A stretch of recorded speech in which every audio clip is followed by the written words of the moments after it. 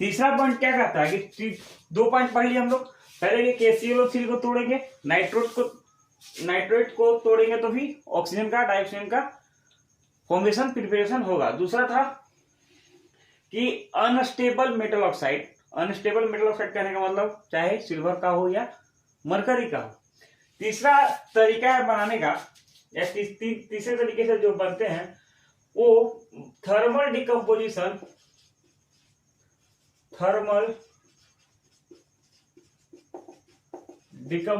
Of higher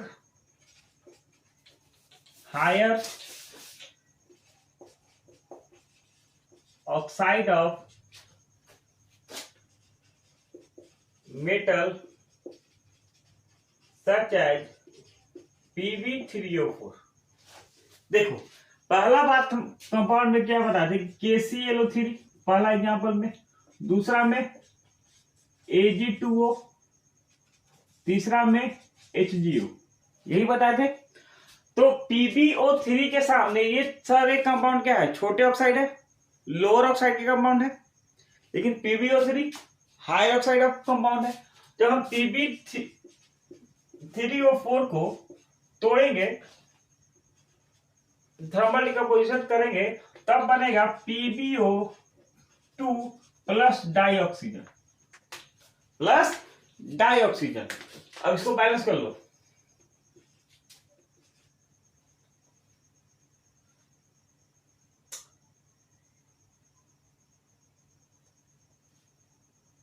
हो गया balance.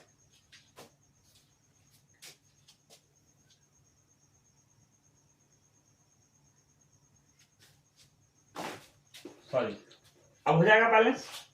ठीक है, तो ये तीसरा एग्जाम्पल हो गया। चौथा क्या हो सकता है, H2O2 हाइड्रोजन पर ऑक्साइड। अगर हाइड्रोजन पर ऑक्साइड डिसोसिएट होता है तो पानी और ऑक्सीजन डाइऑक्सीजन देता है। तो लिख सकते हैं बाय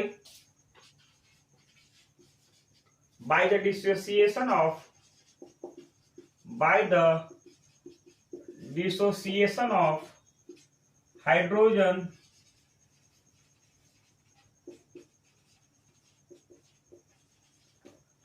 पर ऑक्साइड है। अगर H2O2 को हम लोग डिसोसिएट करें तो क्या बनेगा, H2O प्लस, अब जाहिर सी बात है H2 तो लिक्विड में होगा, H2O प्लस O2। तो यहां भी O2 का फॉर्मेशन, यहां भी O2 का फॉर्मेशन, और 2 एग्जांपल जो करवाए थे उसमें भी O2 का फॉर्मेशन हुआ। तो यहां हम लोग 4 मेथड पढ़े O2 का फॉर्मेशन, O2 का प्रिपरेशन का। एक और एग्जांपल हो सकता है जिसमें क्या करते हैं, बेरियम ऑक्साइड को हीट करते हैं, बेरियम को ऑक्सीजन के प्रेजेंस में हीट करते हैं तो बेरियम का ऑक्साइड बनता है। और जब बेरियम ऑक्साइड को फिर दोबारा हीट करते तो टूट जाता है बेरियम और फिर O2 ऑक्सीजन मतलब डाइऑक्सीजन। तो पहले इसको लिखिए, उसके बाद आगे हम लोग बढ़ते हैं। पहले इसको समझिए और लिखिए। क्या इसको बैलेंस कर लो, 2 2 तो 2 2 4 हो गया बैलेंस। हाँ, इसमें थोड़ा सा छूट गया था। देखो Pb3O4 को तोड़े तो PbO प्लस O2 बना। अगर PbO को भी तोड़ेंगे तो PbO प्लस O2 ही निकलेगा।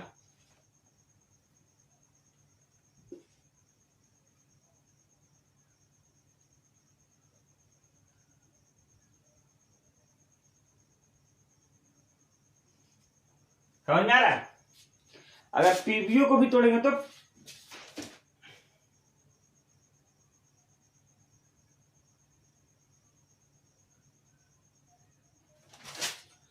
ठीक है। अब बढ़ते, देखो एक प्रोसेस का नाम है ब्रिन्स प्रोसेस, एक प्रोसेस का नाम है ब्रिन्स प्रोसेस। ब्रिन्स प्रोसेस होता क्या है, ब्रिन्स प्रोसेस में बेरियम ऑक्साइड को ऑक्सीजन के प्रेजेंस में 500 डिग्री सेल्सियस पे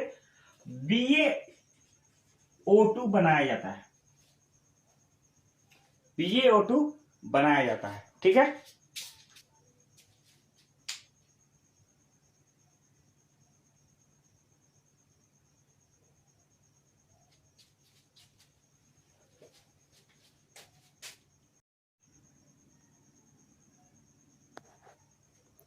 ब्रिज प्रोसेस में क्या होता है कि बेरियम ऑक्साइड को हीट करते हैं 500 डिग्री सेल्सियस पे, तो बनाता है बेरियम पर ऑक्साइड, बेरियम पर ऑक्साइड। ठीक है, और जब फिर से बेरियम पर ऑक्साइड को हीट करते हैं 800 डिग्री सेल्सियस से, मतलब कि टेम्परेचर बढ़ा दीजिए। पहले बेरियम ऑक्साइड को 500 डिग्री पे O2 के वजह से हीट करवाते हैं, तब बनता है बेरियम पर ऑक्साइड। और जब बेरियम पर ऑक्साइड को 800 डिग्री पे हीट करते हैं तो बनता है अपना बेरियम ऑक्साइड प्लस O2। दिख रहा है पीछे? दिख रहा है। तो यहां पे बेरियम ऑक्साइड को हीट किया 500 डिग्री सेल्सियस पे, तो क्या बना बेरियम पर ऑक्साइड। और जब बेरियम पर ऑक्साइड को फिर से जब 800 डिग्री सेल्सियस पे हीट किया गया, तब यहाँ पे BaO प्लस O2 गैस बना। तो एक तरह से यहां भी फॉर्मेशन किसका हो रहा है? ऑक्सीजन का। तो किसका? डाई ऑक्सीजन का, ऑक्सीजन नहीं सॉरी, डाई ऑक्सीजन का। तो अब हम लोग क्या बोलेंगे कि डाई ऑक्सीजन के प्रिपरेशन में कितना? 5 फॉर्मेशन हम लोगों ने पढ़ लिया। पहला KCl3 वाला, दूसरा ऑक्साइड्स ऑफ अनस्टेबल मेटल, मतलब अनस्टेबल मेटल ऑक्साइड जैसे Ag और Hg का, तीसरा thermal decomposition of higher oxide PB3O4 का, 4 is by the dissociation of hydrogen peroxide. Hydrogen peroxide टूटता है तो फिर H2O और O2 देता है। And last one is bridge process. Bridge process NCERT में नहीं है, इसको ध्यान देना। ब्रिज प्रोसेस पूछ सकता है, ऐसा नहीं कहेंगे पूछ लेगा, पूछ सकता है, एनसीईआरटी में नहीं है। तो ब्रिज प्रोसेस में क्या था? बेरियम ऑक्साइड को हीट करते हैं O2 के प्रेजेंस में, इन कितना टेम्परेचर? 500 डिग्री सेल्सियस पे। क्या बनाता है? बेरियम पर ऑक्साइड। और जब बेरियम पर ऑक्साइड को फिर हीट करेंगे तो क्या बनेगा? Barium oxide and O2। कितने टेम्परेचर पे? 800 पे। यहां पूछ सकता है कि आप टेम्परेचर के ऊपर चेक करके क्वेश्चन बना सकता है, इसको लिख लीजिए।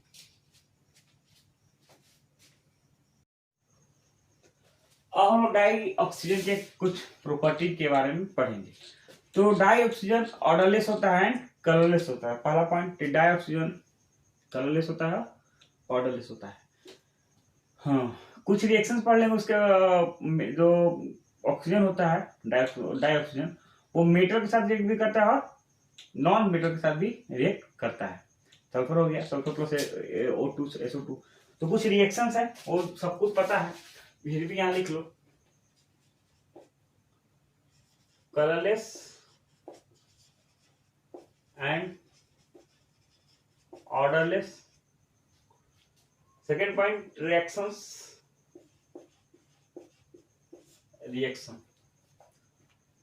कैल्शियम प्लस बेसिक है CaO। ठीक है, अल्युमिनियम प्लस O2 Al2O3।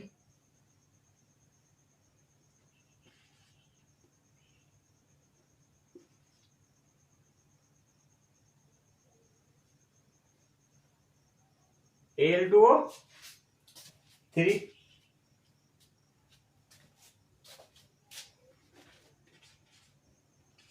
हो गया। और बताओ, SO प्लस O2 SO2, ये भी एक तरह का किसका? डाइऑक्सीजन का रिएक्शन है। मान लो एक कंपाउंड है CH4, CH plus methane plus O2, CO2 plus H2O, balance करो 4 4, कितना हुआ? 2 2 4 4 हो गया। तो इस टाइप का रिएक्शन होता है।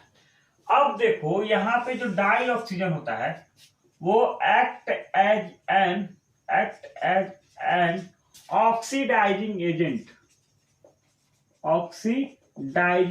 एजेंट के तरह भी काम करता है। अपना जो डाई ऑक्सीजन होता है वो ऑक्सीडाइजिंग एजेंट के तरह भी काम करता है। जैसे देखो SO2 सल्फर डाइऑक्साइड, सल्फर पे कितना चार्ज, +4 चार्ज। अगर सल्फर डाइऑक्साइड का रिएक्शन ऑक्सीजन के साथ करवाते हैं in the presence of V2O5, V2O5 एक कैटलिस्ट है, V2O5 एक कैटलिस्ट है, ग्रुप डी के एलिमेंट्स हैं, उनके ऑक्साइड है, एक एज अ कैटलिस्ट के तरह काम करता है। अगर SO2 का रिएक्शन ऑक्सीजन के साथ in the presence of V2O5 करवाएंगे तब यहाँ पे SO3 देगा, तब यहाँ पे SO3 देगा। देखो यहाँ पे +4, सल्फर पे कितना चार्ज, +4, यहाँ पे +6, मतलब चार्ज बढ़ा तो ऑक्सीडेशन हुआ होगा, चार्ज बढ़ा तो क्या हुआ होगा, ऑक्सीडेशन हुआ होगा। बैलेंस कर लो बैलेंस, 4 6 6 हो गया। तो जो अपना डाई ऑक्सीजन होता है कैसा बिहेव करता है, ऑक्सीडेशन स्टेट की तरह भी बिहेव करता है। जैसे कि देखो अगर HCl का रिएक्शन ऑक्सीजन के साथ करवाते हैं तो Cl2 + O2 देता है, क्या देता है। अब देखो यहां पे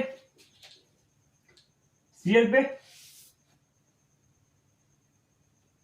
यहां पे 0 चार्ज, तो यहां पे ऑक्सीडेशन हुआ कि नहीं हुआ, यहां पे -1 था, वहां पे कितना हुआ, वहां पे -1 था, वहां कितना हुआ, 0 चार्ज हुआ।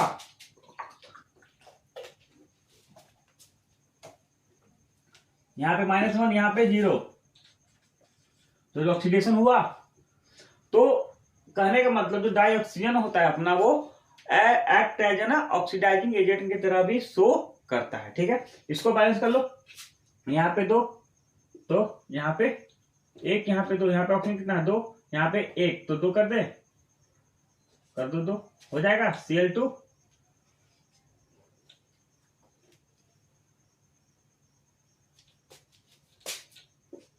अब हो जाएगा 4 हाइड्रोजन 2 ऑक्सीजन 4 हाइड्रोजन 4। इसको लिखिए। अब हम लोग पढ़ते हैं ओजोन के बारे में। डाइहाइड्रोजन अपना खत्म, कुछ रिएक्शन से बेसिक से। सबसे अगर ऑक्सीजन में कोई मोर इंपॉर्टेंट पॉइंट है वो ओजोन के बारे में, ओजोन के रिएक्शंस के बारे में, ओजोन के प्रॉपर्टी के बारे में, ओजोन के जितने प्रॉपर्टी हैं वो सब इंपॉर्टेंट है, क्या कैरेक्टरिस्टिक है, क्या उसका ऑर्डर मतलब स्मेल है, ऐसा सब इंपॉर्टेंट है। इसको पहले लिखिए, उसके बाद हम पढ़ते हैं ओजोन के बारे में।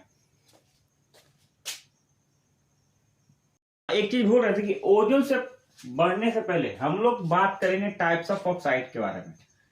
टाइप्स ऑफ ऑक्साइड कहने का मतलब कि ऑक्सीजन के कंटेंट कितने हैं, कितने परजेंस में वो परजेंट है, कितने कंटेंट में परजेंस है, उसके बारे में। जैसे पर ऑक्साइड हो गए, सुपर ऑक्साइड, सब ऑक्साइड, बेसिक ऑक्साइड, ऐसा कुछ होते हैं। ठीक है, तो उसको लिख लेते हैं पहले, वो थ्योरी पॉइंट है, उसको पहले लिख लेंगे, उसके बाद हम लोग समझेंगे। तो पहले इसको लिखिए।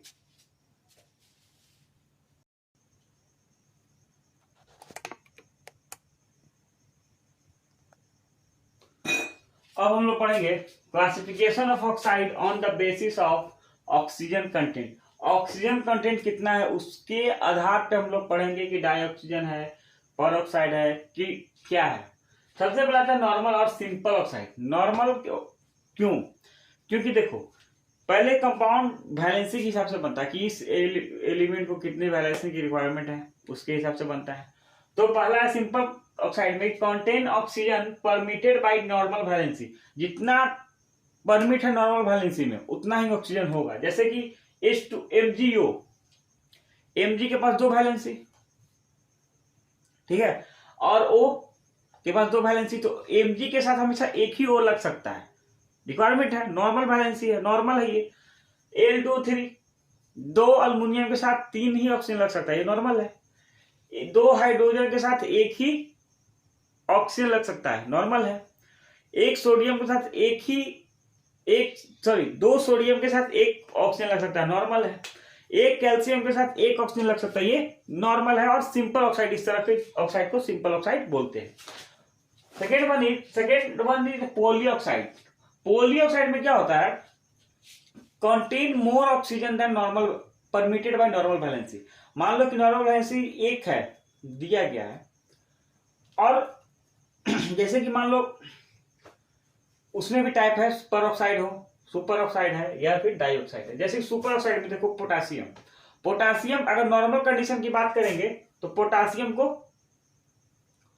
2 पोटासियम के साथ 1 ऑक्सीजन लगा होना चाहिए नॉर्मल वैलेंसी में, नॉर्मल सिचुएशन में। पर यहाँ पे सुपर ऑक्साइड के कंडीशन में एक पोटासियम के साथ 2 ऑक्सीजन लगा हुआ है, एक रुबिडियम के साथ 2 ऑक्सीजन लगा हुआ है, एक सीजियम के साथ 2 ऑक्सीजन लगा हुआ। मतलब नॉर्मल कंडीशन में क्या होगा, एक सीजियम के साथ 2 सीजियम के साथ 2 सीजियम के साथ 1 ऑक्सीजन। लेकिन यहाँ पे सुपर ऑक्साइड में क्या हो रहा है, पॉलीऑक्साइड एग्जाम्पल में हो रहा है डाइऑक्सीजन और परऑक्साइड, परऑक्साइड में भी होता है, ये पॉलीऑक्साइड का एग्जाम्पल है। तीसरा है sub oxide, contain less oxygen than permitted valency. मतलब कि जितना रिक्वायरमेंट है उससे कम मिलेगा, क्या मिलेगा, ऑक्सीजन। जैसे कि C3O2, उसके बाद एक और एग्जांपल है अपना N2O,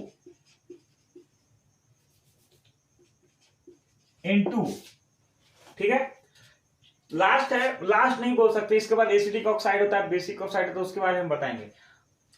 fourth one is mixed oxide. Mixed oxide क्या होता है, दो ऑक्साइड से मिलकर बना हो, मिक्स मतलब मिक्सचर। जैसे कि देखो PbO4 कैसे बना है, PbO2 प्लस O2 बना है, N2 है ये किससे बना है, NO प्लस NO2। समझ में आ गया, PbO plus O2, PbO2 plus PbO, यहां थोड़ा सा सुधार देना, ठीक है। ये अपना मिक्स ऑक्साइड हुआ। अब एक होता है बेसिक ऑक्साइड। बेसिक ऑक्साइड में क्या होता है कि बेसिक ऑक्साइड अगर वो बेस की तरफ बिहेव करे, जैसे कि सोडियम का ऑक्साइड बेसिक करेगा, एसिडिक होगा जो नॉन मेटल का हो, जैसे सल्फर का हो, वो पानी में घुलने के बाद एसिडिक बिहेवियर शो करे, उसको बोलते हैं एसिडिक ऑक्साइड। एम्फोटेरिक जो दोनों नेचर शो करता हो, न्यूट्रल जो न्यूट्रल हो। बस वो सबको पता होता है, बस जनरली ये बातें हैं जो लिख लीजिए, एनसीईआरटी में नहीं है, इसको लिख लीजिए। अब हम लोग आते हैं ओजोन पे। ओजोन का फॉर्मूला क्या होता है, O3 ट्राइऑक्साइड बोल सकते हैं, बिल्कुल बोल सकते हैं, लेकिन डाइऑक्सीजन नहीं बोल सकते। तो पहले इसको लिखो, उसके बाद हम लोग बढ़ते हैं ओजोन की तरफ।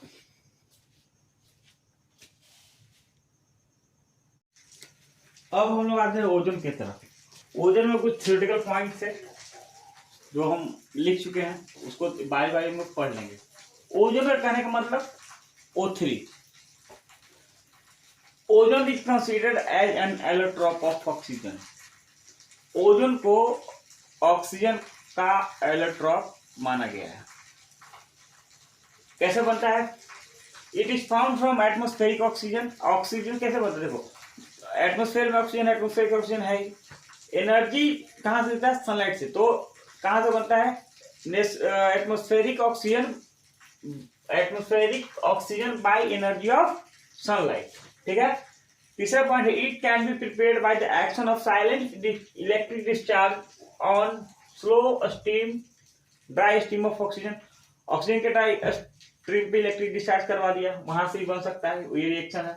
अब बताते हैं ओजोन का जो फॉर्मेशन होता है, ओजोन का फॉर्मेशन होता है एंडोथर्मिक सब्सटेंस होता है। 298 केल्विन पे कितना, 142 किलो जूल पर मोल, ठीक है। ये डाटा पूछता भी है कि ये एंडोथर्मिक है या एक्टोथर्मिक है, तो इसको याद रखिएगा। ओजोन पेल ब्लू गैस होता है, ozone is pale blue gas. देखो ओजोन एक ऐसा सब्सटेंस है जो गैस में कुछ और कलर, लिक्विड में कुछ और कलर, सॉलिड में कुछ और कलर होता है। जैसे देखो गैस में pale blue, dark blue in liquid and violet black in solid, तीनों में 3 कलर। गैस में pale blue, dark blue in liquid and violet black in solid. Ozone is a poisonous. देखो ओजोन हो क्या होता है, ओजोन पॉइजनस गैस होता है in large amount but harmless in a small quantity. अगर थोड़ा सा है तो हार्मलेस है, लेकिन ज्यादा क्वांटिटी में है, लार्ज अमाउंट में तो पॉइजनस हो सकता है। इसका स्मेल कैसा है? रॉटेन फिश स्मेल, सड़ा हुआ मछली का स्मेल। तीसरा, ozone is a good oxidizing agent. Ozone क्या है? अच्छा ऑक्सीडाइजिंग एजेंट है। कैसे? क्योंकि ये लिबरेट करता है, ये छोड़ता है ये नेसेंट ऑक्सीजन को ईज बाय द जितना ईज मतलब कि लिबरेट नेसेंट ऑक्सीजन को छोड़ता है। और नेक्स्ट पॉइंट क्या है? Ozone is also good bleaching agent. Ozone जो है एक अच्छा ब्लीचिंग एजेंट भी है। क्या काम करता है? जर्मिसाइड का काम करता है। क्या काम करता है? जर्मिसाइड का काम करता है। एंड डिसिफिकेट फॉर द सर्टिलाइजिंग वाटर को सर्टिलाइज करने में भी यूज होता है। अब देखो यहाँ पे O3 में क्या होता है? O3 में दिख रहा होगा सेंट्रल एटम। पहली बात तो कि जो ओजोन होता है वो रेजोनेंस विद दो स्ट्रक्चर के साथ रेजोनेंस करता है। ठीक है, अब इसमें जो बीच में होगा, देखो ओजोन में 3 ऑक्सीजन, लेकिन जो बीच वाला ऑक्सीजन होगा, ये क्वेश्चन पूछता है हर साल नीट मेंस और जेईई में से पूछता है क्वेश्चन कि जो बीच वाला ओजोन में जो बीच वाला ऑक्सीजन होता है उसका हाइब्रिडाइजेशन क्या होगा। ओजोन में जो बीच वाला ऑक्सीजन होता है, ओजोन में जो बीच वाला ऑक्सीजन होता है उसका हाइब्रिडाइजेशन क्या होगा? तो sp2 होगा। क्या होगा? sp2 होगा। सेकेंड लास्ट है कि रेजोनेंस विद टू स्ट्रक्चर बता ही दिए। अब कहता है कि बॉन्ड ऑर्डर O3 का क्या है। यहां से 2 क्वेश्चन जनरली पूछता है। पहला कि ये तो पहला बता दे एंडोथर्मिक सब्सटेंस होता है, उसका पूछेगा कि एंडोथर्मिक या एक्सोथर्मिक। दूसरा पूछ सकता है कि O3 में जो सेंट्रल एटम O होता है उसका हाइब्रिडेशन क्या होगा? तो sp2 हाइब्रिडेशन होगा। तीसरा पूछता है कि O3 का बॉन्ड ऑर्डर क्या होगा? एंगुलर शेप होता है, लिख लो इसका एंगुलर शेप होता है, कहीं पे लिख लो कि एंगुलर शेप होता है, एंगुलर शेप होता है। ठीक है, लेकिन बॉन्ड ऑर्डर 1.5, बॉन्ड ऑर्डर कितना? 1.5। अब आते हैं हम लोग रिएक्शंस ऑफ ओजोन के बारे में। ओजोन बहुत तरह के रिएक्ट करते हैं, मेटल के साथ भी करता है, नॉन मेटल के साथ भी करता है। सबका रिएक्शन बारी बारी हम लोग पढ़ेंगे। पहले उसको लिख लेंगे, उसके बाद पढ़ेंगे। ठीक है, तो इसको लिखिए पहले।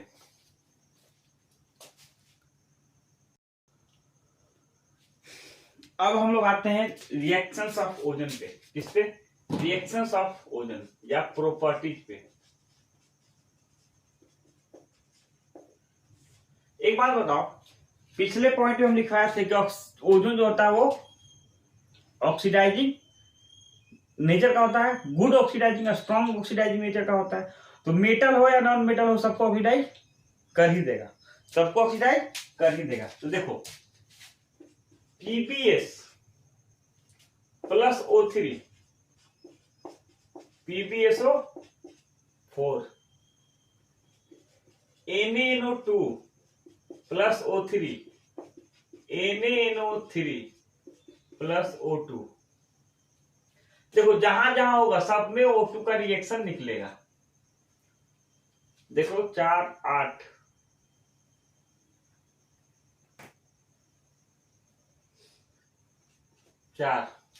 ठीक है। बैलेंस सब रिएक्शन लिखने के बाद एक बार बैलेंस कर लेंगे।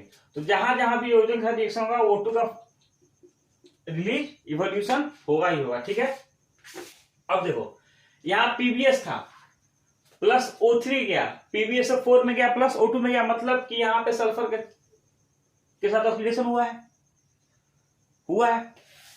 सोडियम NaNO2 के साथ O3 को लगाया, NO3 बना कि नहीं बना? अब देखो HCl प्लस O3, पिछले वाले Cl2 plus water plus oxygen. यहां भी ऑक्सीजन हम बताए थे कि -1 से 0 पे गया। ये एलिमेंटल फॉर्म है Cl2, तो उसका ऑक्सीडेशन स्टेट 0, इससे -1, तो -1 से 0 पे किस पे? तो क्या हुआ? ऑक्सीडेशन हुआ। तो जहां जहां भी O3 आएगा पहली बात तो O2 निकलेगा, और जब O2 निकलेगा तो क्या होगा? क्या हो गया? ऑक्सीजन हुआ। इसको बैलेंस कर लो, हो गया। अब देखो Ki plus H2O plus O3, KOH plus I2 plus O2। यहां भी ऑक्सीडेशन करवा रहा है कि नहीं करवा रहा है? देखो Ki plus O3, Ki plus O3, तो क्या बनेगा? KiO3 प्लस O2, मतलब कि यहां भी ऑक्सीडेशन हो रहा है। ये कुछ कॉमन रिएक्शंस हुए। और यहां से देखो दूसरा पॉइंट है कि oxidation of non metal, oxidation of non metal, जैसे I2 plus H2O plus O3, इसका रिएक्शन बताओ हमको। एक और रिएक्शन है S plus H2O plus O3, ठीक है। ये क्या हुआ? Oxidation of non metal. इसके बाद पढ़े हम लोग ऑक्सीडेशन ऑफ मेटल के बारे में। तो पहले इसका जो रिएक्शन होगा, कंपाउंड जो फॉर्म होगा, उसका आंसर बताओ हमको। बन गया? देखो I2 का रिएक्शन H2O के साथ प्लस इस पे क्या ओजोन प्रेजेंस है, तो क्या बनेगा? HiO3 प्लस O2, बैलेंस बाद में। Sulphur plus water plus ozone, तो H2SO4 प्लस ऑक्सीजन, ठीक है। बैलेंस कर लो। सल्फर 1, हाइड्रोजन 2, 4 और 2 6, बैलेंस करना पड़ेगा। तो बैलेंस कर दो, देख के अब ठीक है। 9 10 4 4 8, कहां पे दिक्कत हो रहा है?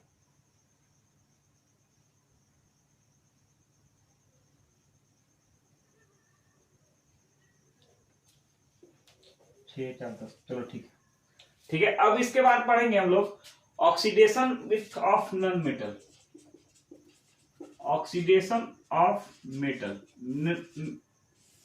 नॉन मेटल पढ़ लिया, पढ़ेंगे मेटल। अगर Ag का सिल्वर का रिएक्शन, अगर ओजोन के साथ करवाया जाए, किसका रिएक्शन? सिल्वर का रिएक्शन अगर ओजोन के साथ करवाया जाए, तो Ag plus O3, Ag2O plus O2, Hg का रिएक्शन अगर करवाया जाए तो Hg2O प्लस O2, मतलब यहां भी हो रहा है। बैलेंस कर लो।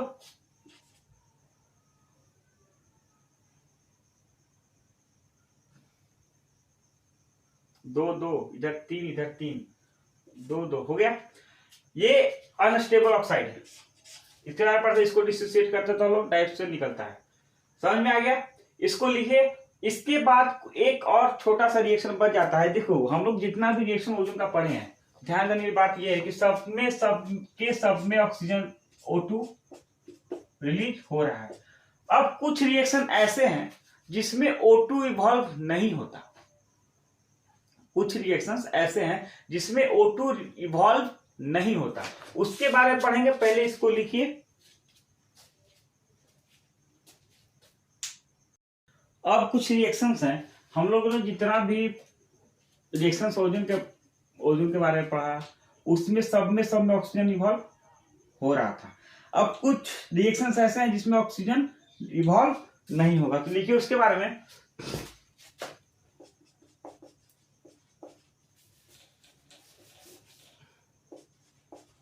Reactions in which O2 is not evolved,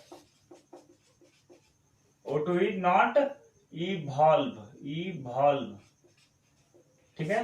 O2 नहीं निकलता है। जैसे कि देखो SO2 का रिएक्शन अगर O3 के साथ करवाते हैं तो SO3 बनता है। क्या बनता है? SO3 बनता है। जब SO3 बन रहा है तो फिर क्या होगा? O2 इवॉल्व नहीं हो रहा है। दूसरा एग्जांपल SnCl2 का रिएक्शन अगर HCl in the presence of O3 करवाया जाए, तब यहां बनता है SnCl4 plus H2O, SnCl4 plus H2O। इसको बैलेंस कर लो। एक इधर कितना है? 5, तो 5 से कुछ बैलेंस करो, देखो 3 3 हो गया, 6 3 9 3 9 हो गया। अब देखो यहाँ पे ऑक्सीजन इवॉल्व नहीं हो रहा है, ऑक्सीजन इवॉल्व हो रहा है, नहीं हो रहा है।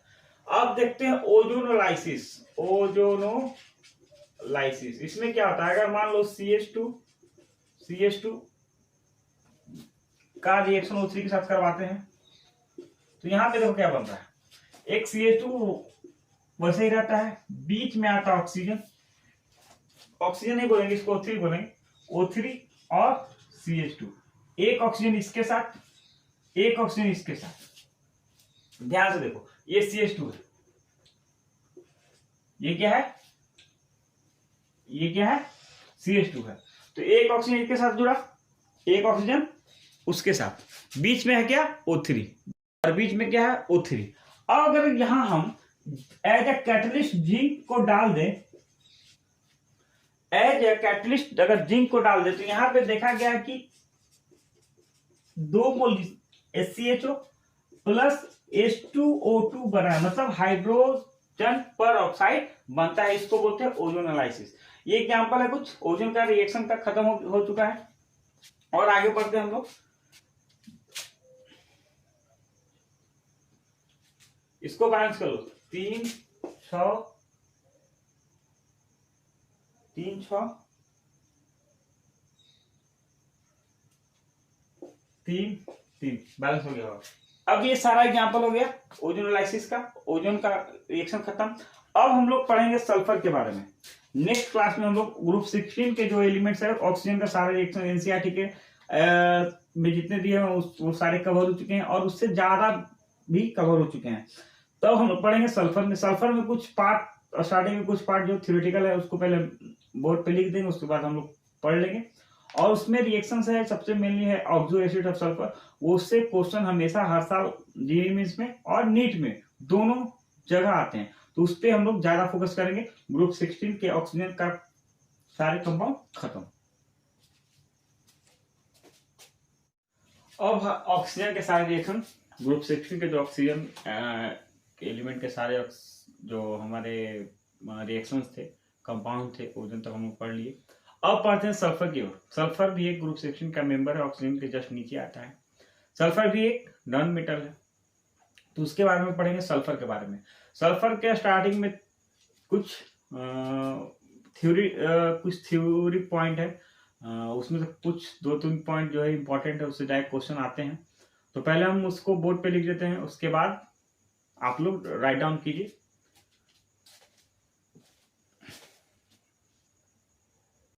अब आते हैं लोग सल्फर पे। सल्फर के पास बहुत सारे एलोट्रोप होते हैं, रोम्बिक, मोनोक्लिनिक, उसके बाद गामा सल्फर होता है, अल्फा मोनोक्लिनिक को ही बोलते हैं beta sulphur, and gamma sulphur बोलते हैं, प्लास्टिक सल्फर बोलते हैं, अमोर्फस सल्फर बोलते हैं। तो पहला पॉइंट है, it has large number of allotropes. Alpha sulphur जिसको हम क्या बोलते हैं, रोम्बिक सल्फर। अल्फा को हम लोग बोलते हैं रोम्बिक सल्फर, बीटा को मोनोक्लिनिक, रोम्बिक अल्फा को रोम्बिक बोलते हैं और ऑक्टाहेड्रल सल्फर बोलते हैं। बीटा को मोनोक्लिनिक बोलते हैं, इसको प्लास्टिक सल्फर या अमोर्फस सल्फर बोलते हैं, किसको, गामा सल्फर को। तीनों इलेक्ट्रॉप में सबसे ज्यादा कोई स्टेबल है रूम टेम्परेचर पे, वो होता है rhombic sulphur, alpha sulphur. Room temperature कहने का मतलब, टेम्परेचर कितना, 25 डिग्री सेल्सियस। तो 25 डिग्री सेल्सियस पे जो सल्फर ज्यादा स्टेबल होगा, जो सल्फर का जो इलेक्ट्रॉन ज्यादा स्टेबल होगा, उसका नाम है रोम्बिक सल्फर, ऑक्टाहेड्रल सल्फर या फिर अल्फा सल्फर। नेक्स्ट पॉइंट है, जो अपना रोम्बिक सल्फर होता है, alpha sulphur, insoluble in water, पानी में इनसोल्यूबल होगा, लेकिन ऑर्गेनिक सॉल्वेंट जैसे कि इथानॉल हो गया, अल्कोहल हो गया, ईथर हो गया, उसमें सॉल्यूबल होगा। ध्यान से सुनना, insoluble rhombic sulphur is soluble in organic solvent like ether, alcohol and benzene, but insoluble in water. Second point, next point क्या है, बीटा सल्फर। बीटा सल्फर को क्या बोलते हैं, मोनोक्लिनिक सल्फर। बीटा सल्फर को ही बोलते हैं मोनोक्लिनिक सल्फर। तो बीटा सल्फर और monoclinic sulphur is stable above 3 68.5 kelvin and soluble in CH2। अब देखो ये स्टेबल कितना पे था, रोम्बिक 25 डिग्री सेल्सियस पे। लेकिन बात करते हैं बीटा सल्फर की, तो बीटा सल्फर किस पे स्टेबल होगा, जब टेम्परेचर 368.5 केल्विन से ज्यादा होगा। ठीक है, इसको अगर टेम्परेचर सेल्सियस मिलेगा तो कितना है 95.6 डिग्री सेल्सियस। ये कितना पे स्टेबल था 25 डिग्री पे, लेकिन बीटा वाला 95.6 डिग्री सेल्सियस पे। ये दोनों में ज्यादा डिफरेंस है। जो और सेकंड पॉइंट क्या डिफरेंशिएट कर सकते हैं हम लोग कि जो मोनोक्लिनिक होता है वो किसमें सोल्यूबल होता है, CH2 में होता है। नेक्स्ट पॉइंट है कि डेंसिटी ऑफ रोम्बिक, ध्यान रखना, इसको पढ़ लेना कि रोम्बिक जो डेंसिटी ऑफ रोम्बिक और सल्फर इतना 2.06 ग्राम सेंटीमीटर पर cube is more than the density of monoclinic sulphur. Monoclinic का होता है 1.96 ग्राम सेंटीमीटर पर क्यूब। अब देखो जो डेंसिटी किसका ज्यादा होगा, डेंसिटी किसका होगा, रोम्बिक सल्फर का डेंसिटी ज्यादा होगा in comparison to monoclinic sulphur. अब देखो एक ट्रांजिशन टेम्परेचर होता है। ट्रांजिशन टेम्परेचर कहने का मतलब जहां रोम्बिक सल्फर और मोनोक्लिनिक सल्फर दोनों इक्विलिब्रियम में हो, उसको बोलते हैं ट्रांजिशन टेम्परेचर। तो लिखा है both rhombic and monoclinic sulphur are at equilibrium and this temperature is known as transition temperature. हो गया ट्रांजिशन टेम्परेचर। ये सल्फर कुछ स्टार्टिंग पॉइंट था, इसमें बस इसको याद रखना कि रोम्बिक सल्फर का डेंसिटी ज्यादा होता है किससे, मोनोक्लिनिक सल्फर से। अब हम लोग आगे पढ़ेंगे कंपाउंड्स ऑफ सल्फर, जैसे H2S, सल्फाइड पढ़ रहे थे, सॉरी हाइड्राइड, ऑक्साइड। तो सबसे पहले हम पढ़ेंगे हाइड्राइड H2S, हाइड्राइड में इसको लिखिए और इसके बाद हम स्टार्ट करते हैं कंपाउंड्स ऑफ सल्फर में हाइड्राइड ऑफ सल्फर H2S लिखिए इसको। अब हम लोग आते हैं कंपाउंड्स ऑफ सल्फर पर। कंपाउंड्स ऑफ सल्फर में सबसे पहले हम स्टार्ट करेंगे हाइड्राइड, फिर ऑक्साइड।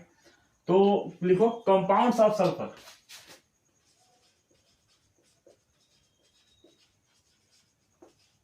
कंपाउंड्स ऑफ सल्फर, उसमें सबसे पहले आता है हाइड्राइड, मतलब हाइड्राइड, ऑक्साइड, उसके बाद ऑक्सीजन के बारे में पढ़ेंगे, उसको बोलते हैं हाइड्रोजन सल्फाइड। हाइड्रोजन सल्फाइड, ठीक है, हाइड्रोजन सल्फाइड। हाइड्रोजन सल्फाइड कर बनता है कोई भी मेटल का मेटल, जैसे कि FeS ले लो, आयरन 3 सल्फर, FeS ले लो, उसका रिएक्शन उस पे डाइल्यूट HCl या डाइल्यूट H2SO4 का डाइल्यूट मतलब एसिड का एक्शन कर दो, उसमें से बनता है H2S। तो लिखो इट कैन बी फॉर्म, सबसे पहले प्रिपरेशन, ठीक है, देखो फिर it can be form, it can be formed from action of dilute HCl or dilute H2SO4 on iron 3 sulphides. ठीक है, अब देखो डाइल्यूट HCl बोले या डाइल्यूट H2SO4 बोले, HCl बोले या डाइल्यूट बोले, क्या बोले, डाइल्यूट एसिड बोले, H2SO4 दोनों तो एसिड है। तो देखो अगर FeS है, अगर इस पे HCl का, डाइल्यूट HCl का एक्शन करवाते हैं तब क्या बनेगा, FeCl2 प्लस H2S। अब बैलेंस करने की बारी, तो बैलेंस कर लो, बैलेंस रिएक्शन। एक और एग्जांपल देखते हैं, Sb3Cl plus Sb3S plus 2HCl तो बनता है HbCl3 प्लस H2S। देखो H2S इस पे भी आयरन सल्फाइड पे भी डाल रहे थे हम लोग, HCl का एक्सपोजर कर रहे थे, इस पे भी एक्सपोजर किए, तो यहाँ से भी अपना H2S बना, यहाँ से भी अपना H2S बना, तो इसको बोलते हैं प्रिपरेशन। बैलेंस कर लो,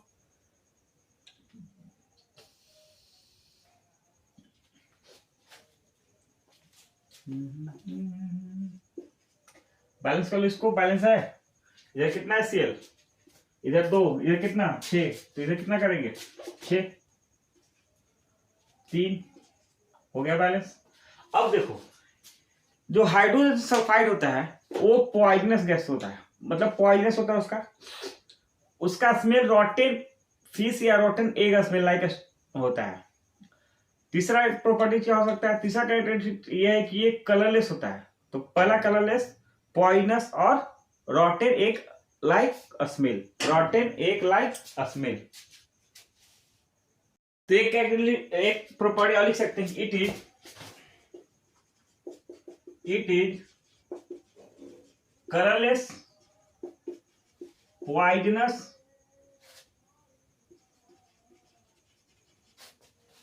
and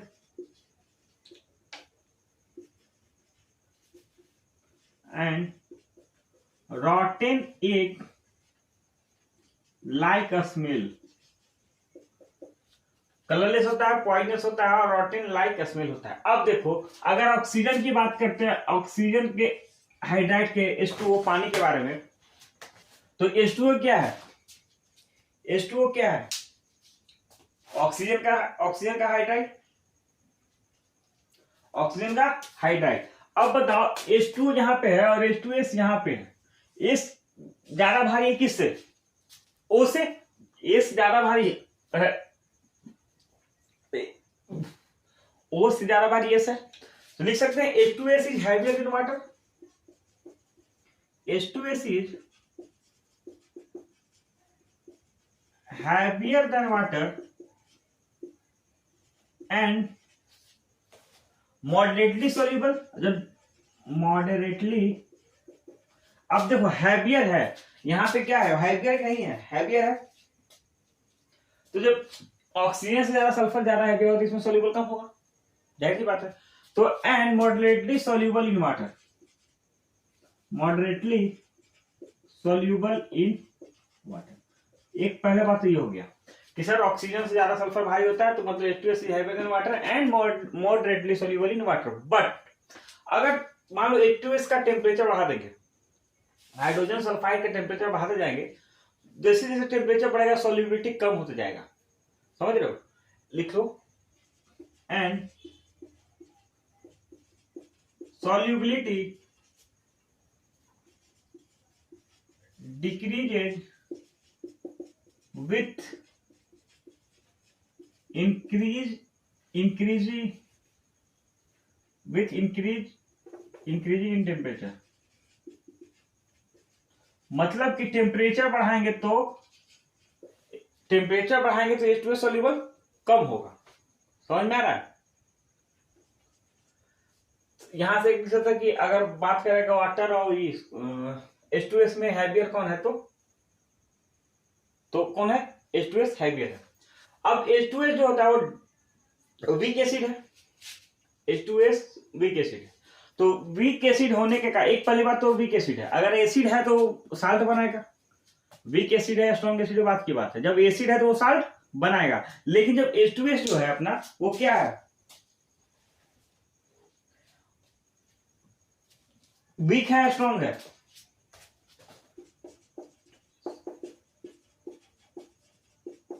H2S is a weak dibasic acid and form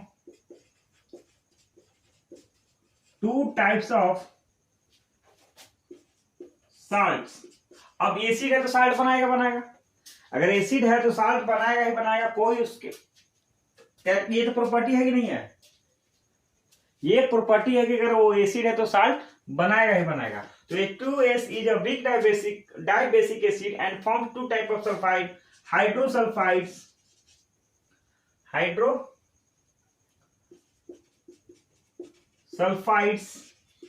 and sulphides, दो तरह का साल्ट बनाया। अब देखो इसको लिख लेते हैं पहले, और इसके बाद थोड़ा सा रिएक्शन है, देखो ध्यान से सुनो। H2S जब बर्न करता है तो ब्लू फ्लेम देता है, H2S बर्न करता है तो ब्लू फ्लेम देता है, ठीक है। उसके बाद एक रिएक्शन है कि एक्सेस अगर लिमिटेड सप्लाई ऑफ एयर देंगे तो सल्फर बनेगा, लेकिन एक्सेस अमाउंट ऑफ एयर दे देंगे तो वहां पे सल्फर डाइऑक्साइड बनता है, SO2 बन जाता है, ठीक है। तो इसको लिखिए पहले, उसके बाद आगे बढ़ते हैं हम लोग। हो गया। अब next point sulphur hydrogen sulphide में H2S में H2S नेक्स्ट पॉइंट है कि देखो on burning H2S gives blue flame and give on burning H2S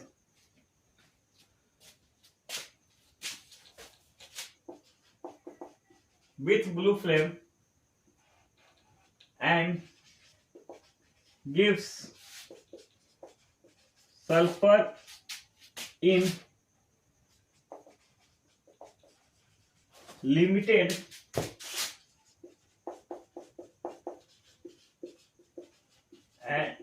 supply of water and SO2 and gives SO2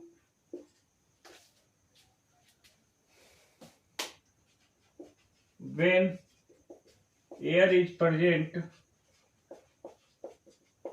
in excess। देखो अगर सल्फर H2S ब्लू फ्लेम देता है, burning होता है तो, लेकिन जब H2S बर्न होगा, मान लो H2S को बर्न कर रहे हैं हम लोग, ठीक है, तो यहां पे सल्फर देगा limited supply of water, limited O2। लेकिन अगर H2S को फिर हम लोग एक्सेस O2 में हिट कर देंगे, जला देंगे, एक्सेस O2 में जलाएंगे तो क्या बनेगा, SO2। यहां से क्वेश्चन पूछता है, अगर क्वेश्चन दे दिया कि ठीक है, क्वेश्चन अगर लिमिटेड सप्लाई में क्या बनेगा, तो वहां पे ऑप्शन आएगा SO2, H2S, SO3, तो उसमें क्या होगा, लिमिटेड रहेगा तो सल्फर, और एक्सेस अमाउंट ऑफ ऑक्सीजन रहेगा तो SO2, ठीक है। अब देखो तो बॉन्ड लिंक होता है, पहले तो देखो H2S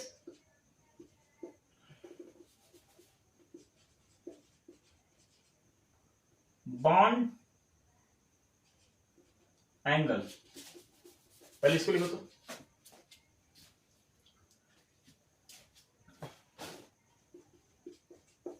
H2S is angular shape, is in angular shape, H2S is in angular shape and angle is 92.5 degree and bond length of SH in H2S is SH in H2S is 135 picometer, 135 picometer. देखो H2S में ऐसे होगा angular shape है, तो इसमें H वाला bond length कितना है, 135 पिकोमीटर, ठीक है। तो एंगुलर शेप हो गया, एंगल कितना है 92.5 डिग्री, बॉन्ड लेंथ कितना है 135 पिकोमीटर। अब यहीं पे अपना हाइड्रोजन सल्फाइड खत्म होता है। नेक्स्ट हम लोग अब आगे पढ़ेंगे सल्फर डाइऑक्साइड के बारे में, उसके कुछ रिएक्शंस हैं, उसका प्रॉपर्टीज होगा। उसके बाद ऑक्सो एसिड के बारे में पढ़े हम लोग। उस ऑक्सो एसिड बहुत इंपॉर्टेंट पॉइंट है, पूरा इंपॉर्टेंट है। ऑक्सो एसिड कितना बॉन्ड है, कैसे कैसे बॉन्ड है, सब बता देंगे। वो डायरेक्टली नीट में हो, जेईई में हो, एडवांस में भी क्वेश्चन ये पूछता है ऑक्सो एसिड ऑफ सल्फर से। इसको लिखिए